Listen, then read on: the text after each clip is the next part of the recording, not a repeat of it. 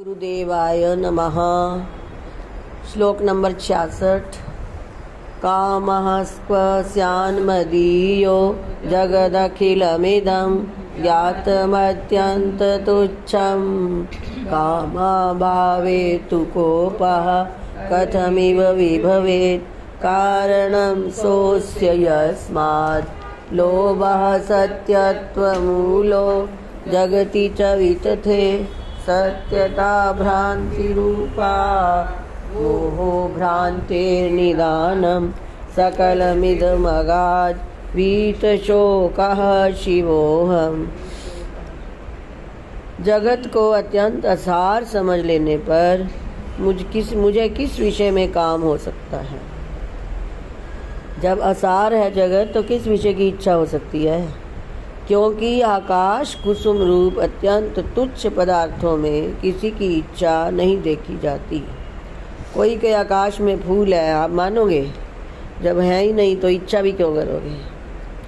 तो फिर काम का अभाव हो जाने पर क्रोध भी नहीं हो सकता, क्योंकि अपनी कामना के विषय को अपने अधीन कर लेने वाले मन के प्रति क्योंकि अपनी कामना के विषय को अपने अधीन कर लेने वाले के प्रति क्रोध होता है।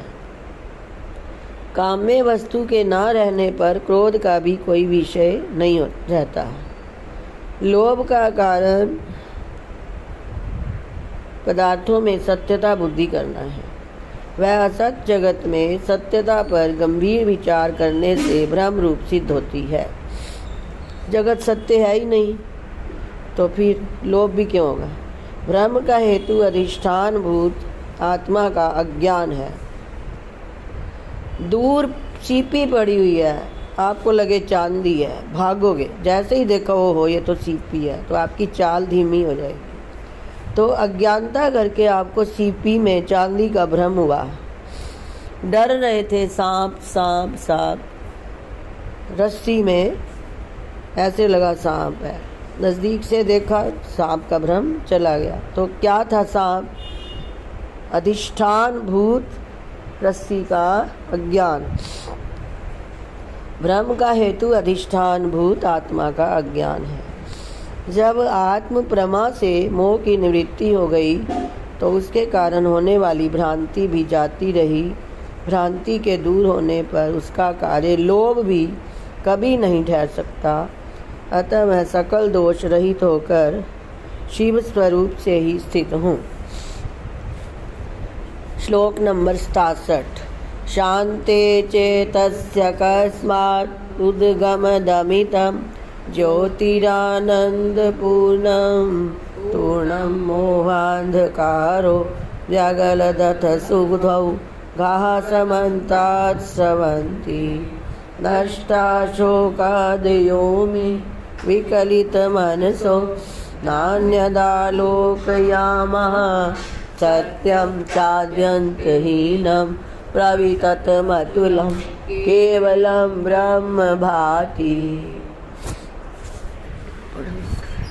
जब चित्त शांत हुआ तो उसमें आनंद रूप ज्योति का स्वयं ही आविर्भाव हो गया, जिसके कारण अज्ञान रूप अंधकार की निवृत्ति हो जाने से चारों ओर आनंदामृत का प्रवाह बहने लगा। आनंदामृत का प्रवाह बहने लगा तथा शोक मोहादि चोरों का दल व्याकुल होकर नष्ट हो गया। अब केवल सत्य आदि अंतरहित सर्वव्यापी अद्वितीय ब्रह्म ही सर्वत्र प्रतीत हो रहा है। उससे भिन्न दूसरी वस्तु का तो कहीं नाम भी शेष नहीं है। श्लोक नंबर 68। ब्रह्मैवोर्ध्वं तथाधा प्रसितमथ ब्रह्मैवोर्ध्वं तथाधा प्रसितमथ पुरस्ताच्च पश्चादपीदं ब्रह्मैवोदक तथार्वाक् दिशि विदिशि समं व्याप्तमेकं सदेतत् नित्यानन्दोरुतेजो भृतविविधवपुर्भ्राजते माययादो वातोद्धूतं यथाम्भो बहुविध वपुषा नान्यदस्ति हतत्वम्। अर्थ ऊंचा पढ़ो।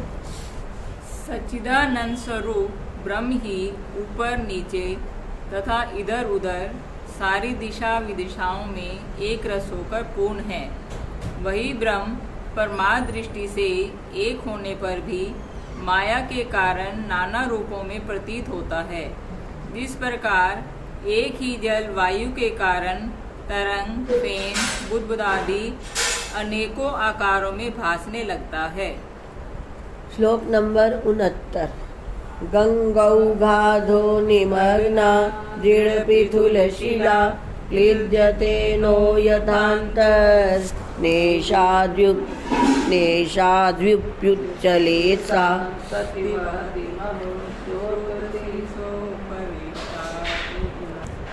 गंगौघाधो निमग्ना दृढ़पृथुलशिला क्लिद्यते नो यथान्तर् नेषाद्व्युप्युच्चलेत् सा।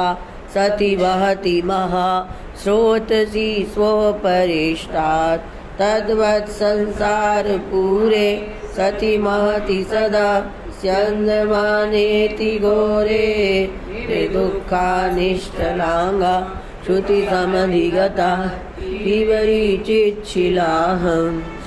जिस प्रकार गंगा के प्रवाह में डूबी हुई विशाल शिला अपने ऊपर सर्वदा गंगा का महाप्रवाह बहते रहने पर भी नहीं भीगती और ना अपने स्थान से विचलित ही होती है, शिला की तरह चलो जाओ, इसी प्रकार अत्यंत घोर और महान संसार नद का प्रवाह निरंतर अपने ऊपर बहते रहने पर भी वह श्रुति सिद्ध आत्म नाम की भारी शिला भी दुखहीन और निश्चल रूप में ही रहती है। दूयन्तां रागवातै रनिशमिह मनश् चीनवासोध्वजान्ताः शान्ता सन्तोऽथवान्ते जहतु कथमपि स्वीयमालौल्यमेते। एते गाढं निखातं सकलजडभुवि प्रत्यगात्मानमुच्चैः स्वस्थं कान्ताभमादो लयितुमपि मनाक् वज्रमुद्दण्डदण्डम्। राग रूप वायु के वेग से मन रूपी ध्वजा के अंतिम भाग चाहे रात दिन हिलते रहे अथवा शांत होकर अंत में अपनी चपलता को छोड़ दें, तथापि उनके कारण जड़ प्रपंच रूप भूमि में दृढ़ता से गड़ा हुआ अत्यंत ऊंचा और कूटस्थ आत्मा रूप वज्रदंड तनिक भी इधर उधर नहीं हो सकता। मन तो कभी शांत होगा, कभी संकल्प विकल्प कैसे हिलेगा, परंतु आप जैसे झंडे का डंडा जो होता है वो हिलता नहीं, इधर उधर नहीं। वज्रदंड आत्मा वज्रदंड की तरह जो भूमि में अत्यंत दृढ़ता से गड़ा हुआ है, जड़ प्रपंच रूप भूमि में दृढ़ता से गड़ा हुआ अत्यंत ऊंचा और कूटस्थ आत्मा रूप वज्रदंड तनिक भी इधर उधर नहीं हो सकता। परिस्थितियां आएंगी जाएंगी, परंतु आप उन दोनों को देखने वाले बनो। अगला है मन के बारे में कहा गया, मन कभी कुछ करता है कभी कुछ। क्षणमः मनो मे नंदति स्वं समस्तं परिकलयदनन्तं ब्रह्म शान्तं नितान्तं। क्षणमथ तु दुराशा वायुनोद्धूयमानं विशदः विभेदं खेदमङ्गीकरोति। क्षणमः मनो मे नन्दति स्वं समस्तं परिकलयदनन्तं ब्रह्म शान्तं नितान्तं। क्षणमथ तु दुराशा वायुनोद्धूयमानं विशदः विभेदं खेदमङ्गीकरोति। मन एक जैसा नहीं रहता। कभी तो मेरा मन अपने को अति शांत और अनंत ब्रह्म स्वरूप अनुभव करता हुआ अत्यंत आनंदित होता है और कभी दुर्वासना रूप वायु से विचलित होकर द्वैतोन्मुख प्रवृत्ति के कारण खिन्न होने लगता है।